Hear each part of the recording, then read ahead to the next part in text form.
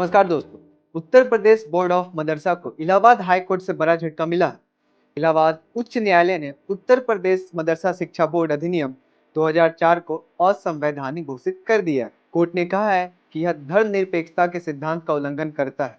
साथ ही कोर्ट ने यूपी सरकार को वर्तमान में मदरसों में पढ़ रहे छात्रों को आगे की शिक्षा के लिए योजना बनाने का निर्देश दिया है।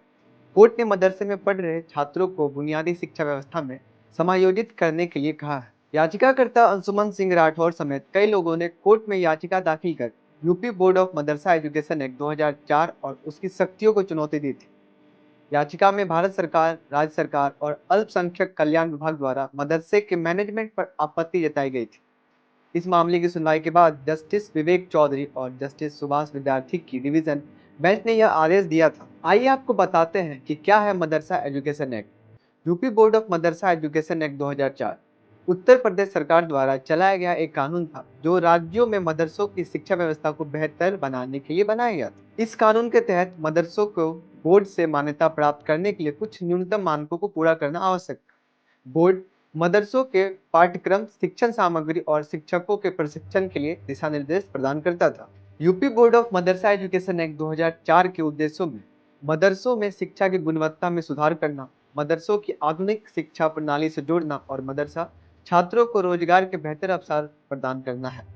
हालांकि इस कानून को लेकर कुछ आलोचनाएं भी की गई थी। जैसे कुछ लोगों का मानना था कि यह कानून मदरसों की स्वायत्तता को कम करता है। कुछ लोगों का मानना है कि यह कानून मदरसों को धर्मनिरपेक्ष शिक्षा प्रदान करने से रोकता है। अब इलाहाबाद हाई कोर्ट में दाखिल याचिका पर सुनवाई करते हुए कोर्ट ने इस कानून को असंवैधानिक बताते हुए रद्द कर दिया है। Allahabad high court double bench के फैसले के बाद अब सभी अनुदानित मदरसे के अनुदान यानी सरकार की तरफ से मिलने वाला सहायता राशि बंद हो जाएगी और अनुदानित मदरसे खत्म हो जाएंगे।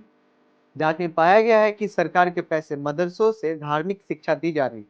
कोर्ट ने इसे धर्मनिरपेक्षता के बुनियादी सिद्धांतों के विपरीत माना। इससे पहले योगी सरकार ने पिछले दिनों प्रदेश में चल रहे मदरसों का सर्वे करवाया था। सर्वे में सामने आया था कि प्रदेश में कुल 16,513 मान्यता प्राप्त मदरसे हैं, जबकि 8,500 गैर मान्यता प्राप्त मदरसे भी चल रहे हैं। उसके बाद आरोप लगाए गए थे कि इन मदरसों को विदेश फंडिंग मिल रही, जिससे यह गलत इस्तेमाल कर रहे हैं। इस मामले की जांच के लिए एसआईटी टीम गठन किया गया था। इससे पहले मार्च महीने में ही अवैध मदरसों की जांच कर रही एसआईटी ने योगी सरकार से करीब 13,000 मदरसों को बंद करने की सिफारिश की थी। जांच में जो मदरसे अवैध पाए गए थे उनमें से ज्यादातर नेपाल सीमा पर स्थित है। एसआईटी ने रिपोर्ट में दावा किया है कि इन मदरसों का निर्माण पिछले 2 दशकों में खाड़ी देशों से प्राप्त धन से किया गया था। एसआईटी ने रिपोर्ट में आगे कहा है कि इन मदरसों से उसकी आय और व्यय का ब्यौरा मांगा गया तो वो उपलब्ध नहीं करा सके। इससे आशंका जताई जा रही है कि सोची समझी साजिश के तहत जुटाई गई रकम को हवाला के जरिए मदरसों के निर्माण के लिए भेजा गया। अधिकतर मदरसों ने अपने जवाब में चंदे की रकम से निर्माण करने का दावा किया है, लेकिन चंदा देने वालों का नाम नहीं बता सके। जांच में कुल 23,000 मदरसों में से 5,000 के पास अस्थायी मान्यता के दस्तावेज मिले हैं। इस पूरे मुद्दे पे आपका क्या कहना है, हमें कमेंट सेक्शन में जरूर बताएं। और ऐसे तमाम जानकारियों के लिए जुड़े रहे हमसे और देखते रहिए। धन्यवाद।